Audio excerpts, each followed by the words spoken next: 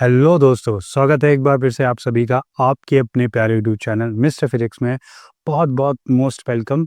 CBSE एक day पे day कई सारे ऐसे नोटिस बार बार रिलीज करता जा रहा है, जिसकी वजह से बच्चों के दिलों में और ज़्यादा घबराहट बढ़ती जा रही है।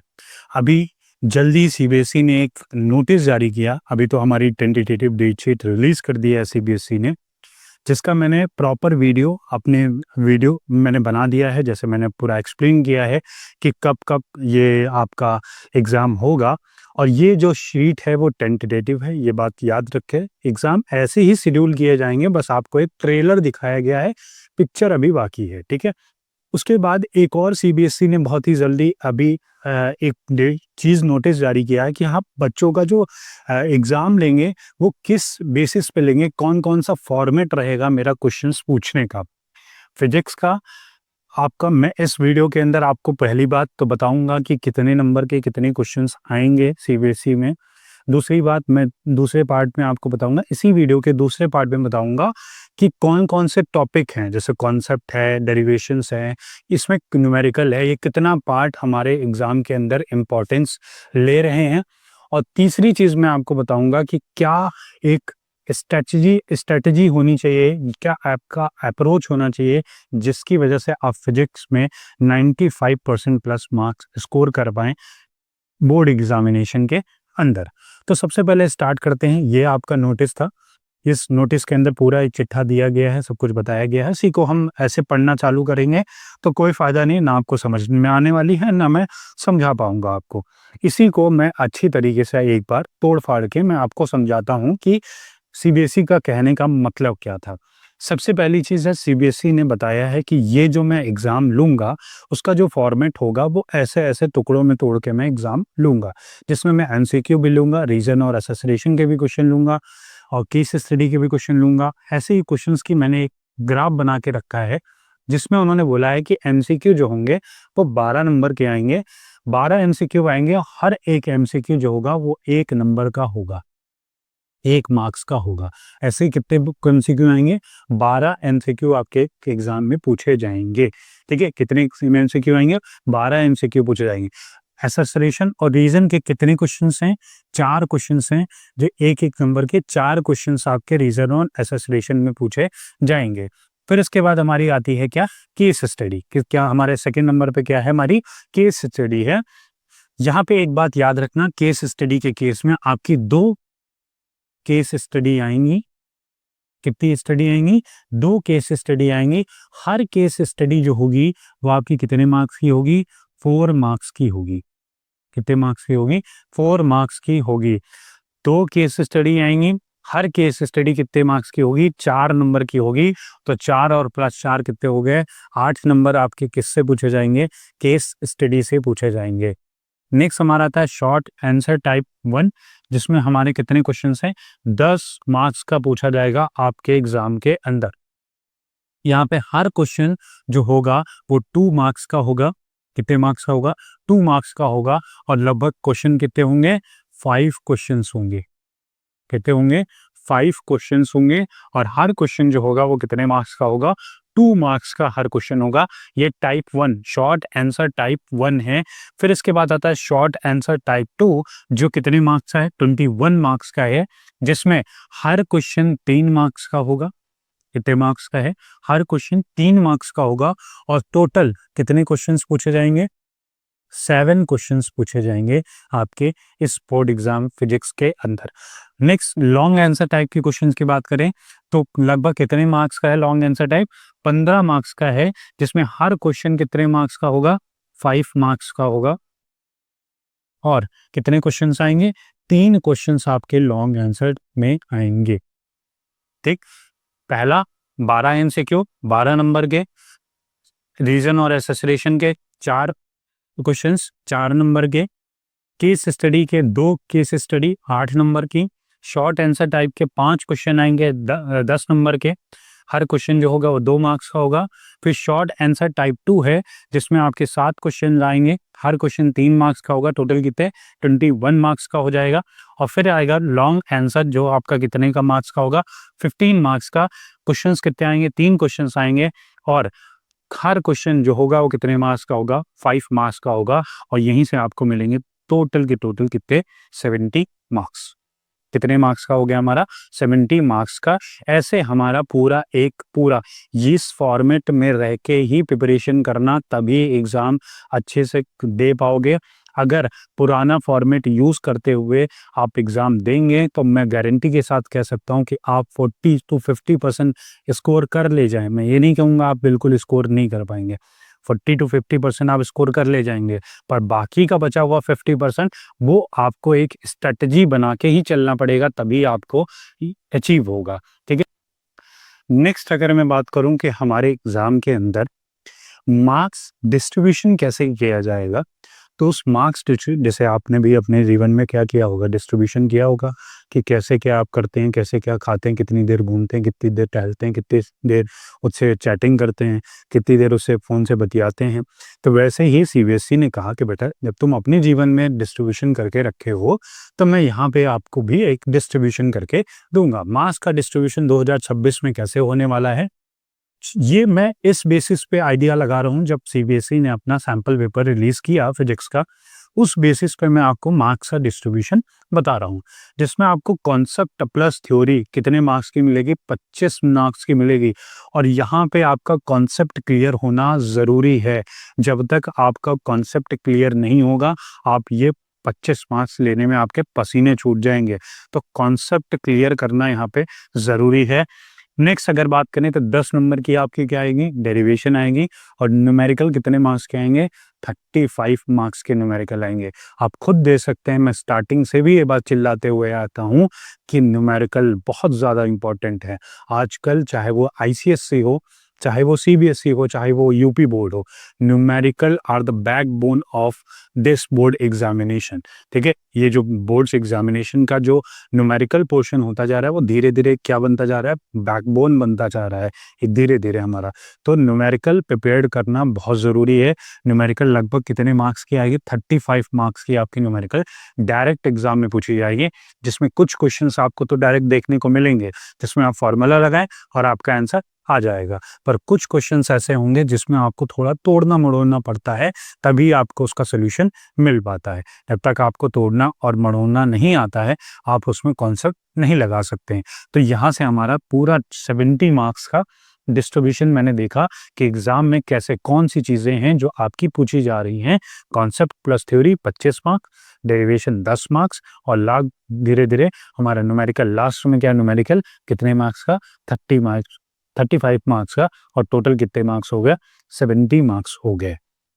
नेक्स्ट जो हमारा ये बहुत लंबा सा चिट आई है आपके सामने, जो एक आपके नोटिफिकेशन में, मतलब एक तरीके से कह सकते हैं पीडीएफ जो आया है, जिसमें आपको न्यू पैटर्न में आपको चीज़ें बताई गई हैं। मुझे लग रहा है सीबीएसई में जितनी वो लोग बैठे हुए हैं इस टाइम, वो लोग क्या कर रहे हैं कि एक काम करते हैं, एक हफ्ते ना बैठते हैं और कंपटीशन करते हैं कि कौन कितनी नोटिस निकाल सकता है। आप एक नोटिस निकालिए, मैं दूसरी नोटिस निकालता हूँ, मैं तीसरी नोटिस निकालता हूँ।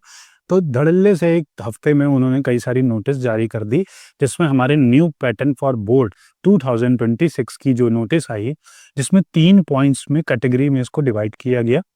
सबसे पहली कैटेगरी है जिसमें बोला गया रिमेंबरिंग और अंडरस्टैंडिंग। जो क्वेश्चंस होंगे वो लगभग आपके कितने मार्क्स के होंगे, 27 मार्क्स के होंगे। जो रिमेंबरिंग मतलब याद करने वाले, या डायरेक्ट कॉन्सेप्ट आपको पता होना चाहिए उस पर, या डायरेक्ट ऐसे डेफिनेशन वगैरह मैं पूछ सकता हूँ। या अंडरस्टैंडिंग क्वेश्चंस मैं कितने पूछूंगा आपके एग्जाम में, 27 नंबर के या 27 मार्क्स के मैं आपके एग्जाम में पूछूंगा क्वेश्चन। जिसमें क्या क्या चीज़ें हैं, देख तो डेफिनेशंस हैं, जैसे पूछ लिया डायरेक्टली कि इलेक्ट्रिक फ्लक्स क्या होता है, या डायरेक्टली उन्होंने पूछ लिया कि इलेक्ट्रिक फील्ड क्या होती है, या डायरेक्टली उन्होंने पूछ लिया कि क्या पूछ सकते हैं कि कोई डायरेक्ट बताओ रिफ्लेक्शन ऑफ लाइट क्या होता है, लॉज ऑफ रिफ्लेक्शन क्या होता है। ये डायरेक्ट ये लॉ के अंदर आ जाएगा। Refraction of light, reversibility of light क्या होता है। तो ये सब चीज़ें किस में आएंगी, डेफिनेशंस के अंदर आएंगे। लॉज जो हैं, जैसे कूलॉम्स लॉ हो गया, गॉस लॉ हो गया, ये सब लॉज के अंदर है। डायरेक्ट एक एक नंबर के, दो दो नंबर के हमने क्या कर लिए, इसमें पूछ लिए लॉज के अंदर। या फिर डायरेक्ट कॉन्सेप्ट, जो कॉन्सेप्ट हमारे हैं डायरेक्ट, जो जो चीज़ें जो डायरेक्ट कॉन्सेप्ट बेस है, वैसी क्वेश्चन सब चीज़ें पूछ सकते हैं एग्जाम के अंदर।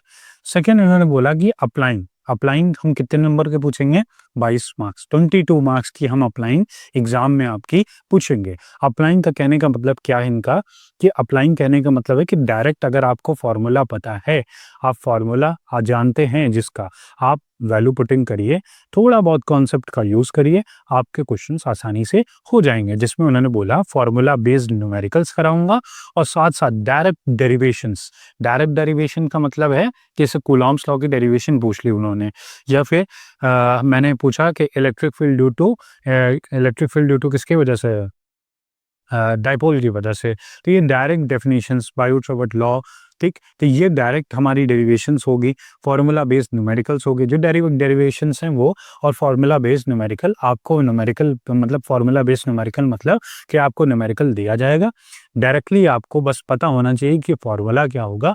आप वैल्यू पुटिंग करिए, थोड़ा बहुत कॉन्सेप्ट का इस्तेमाल करिए और आसानी से आपका क्वेश्चन सॉल्व हो जाएगा। कोई भी ज़्यादा दिमाग लगाने की ज़रूरत नहीं है। सीबीएसई नहीं चाहता है कि आप लोग ज़्यादा दिमाग अपना खर्चा करें फिजिक्स के पेपर के ऊपर, ठीक।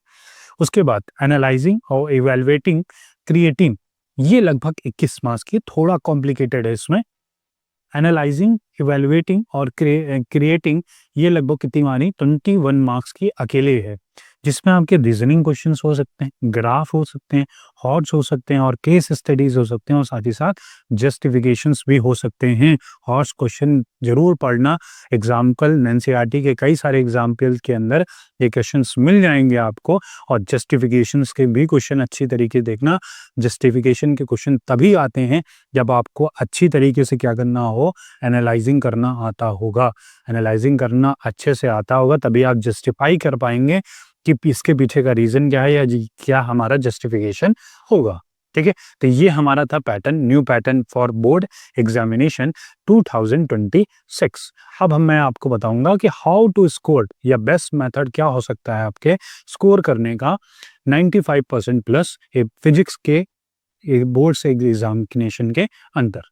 अब नेक्स्ट हम देखेंगे, लास्ट मैं आपको बताता हूँ कि आपका बेस्ट मेथड क्या होना चाहिए स्कोर करने के लिए लगभग 95% प्लस मार्क्स फिजिक्स में खासकर।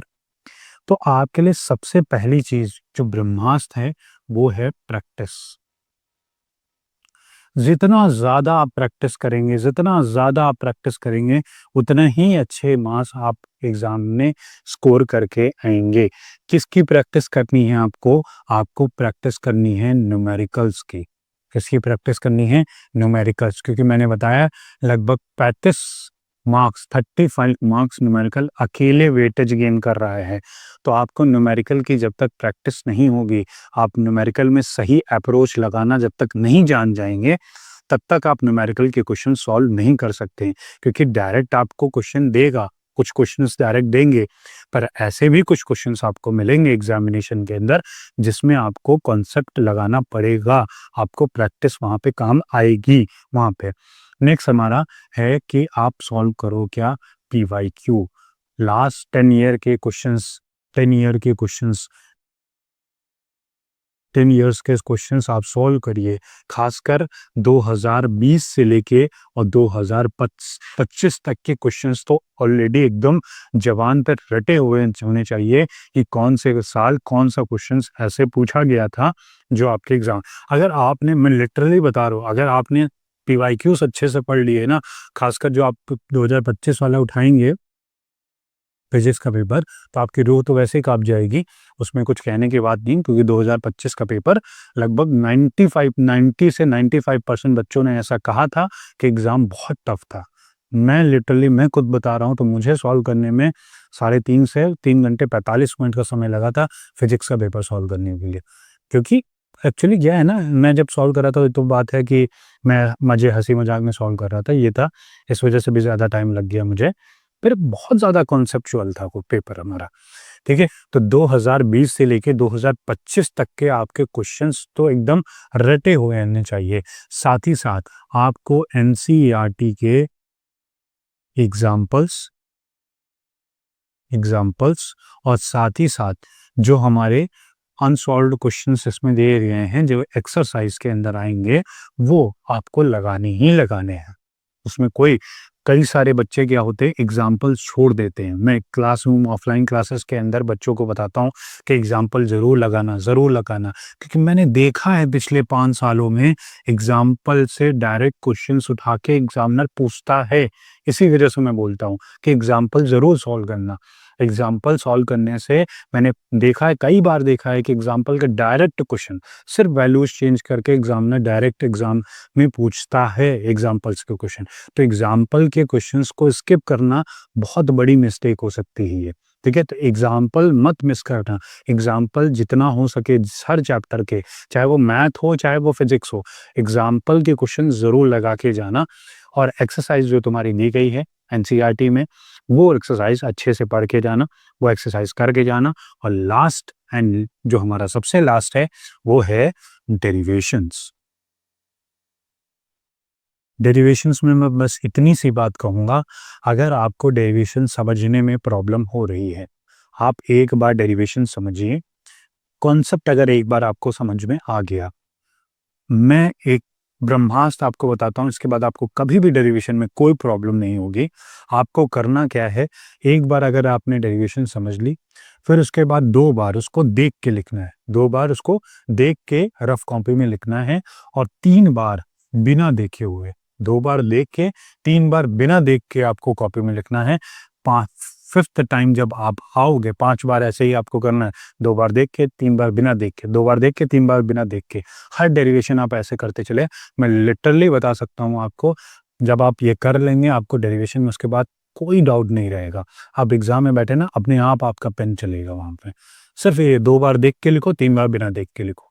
अगर फिर भी हो जाता है तो 1 बार बिना देख के फिर से लिख लेना, आपका कॉन्सेप्ट क्लियर हो जाएगा। उसके बाद आपको कोई डाउट नहीं रहेगा। तो ये था आज का हमारा छोटा-सा सेशन जो मैंने सोचा कि बनाना ज़रूरी है। और ये अगर आपने नहीं ध्यान दिया तो हो सकता है आपका नंबर भी कम आए, और मैं आपसे आप लोगों के लिए ऐसी वर्डिंग नहीं यूज़ करूँगा कि आप लोग फेल हो जाएँ या ऐसा-वैसा। ये सब कुछ नहीं है। अच्छे से पढ़ाई करिए, मस्ती से पढ़ाई करिए। अभी भी टाइम है, अभी भी कुछ नहीं बिगड़ा है। फ़ेब से एग्ज़ाम स्टार्ट है। अभी भी अच्छा खासा समय है आपके पास। आराम से धीरे-धीरे कॉन्सेप्ट को क्लियर करिए, धीरे-धीरे टॉपिक्स को कंप्लीट करिए, प्रैक्टिस करिए, जितना ज़्यादा हो सके उतने ज़्यादा क्वेश्चंस को प्रैक्टिस करिए, एमसीक्यू सॉल्व कराइए हमारे। और मॉक टेस्ट कोई भी बुक ले लीजिए, अरिहंत हो गया, ओसवाल हो गया, कोई भी बुक लेके आप प्रैक्टिस कर सकते हैं। बाकी तो सब सीबीएसई के हाथों में है। आपको चाहेगा तो वो अच्छे नंबर दे देगा, नहीं चाहेगा तो भई आप चाहे जितना उखाड़ लो, कहेगा आपको दम हो तो ले लो नंबर। ठीक है? तो thank you so much. Video पसंद आई होगी तो लाइक ज़रूर करिएगा, और अपने जितने भी क्लासमेट हैं उनके साथ वीडियो को ज़रूर शेयर करिएगा, ताकि उनके लिए भी ये एक इन्फॉर्मेटिव वीडियो बन सके। Thank you so much. मिलते हैं नेक्स्ट वीडियो में एक नई इन्फॉर्मेशन के साथ।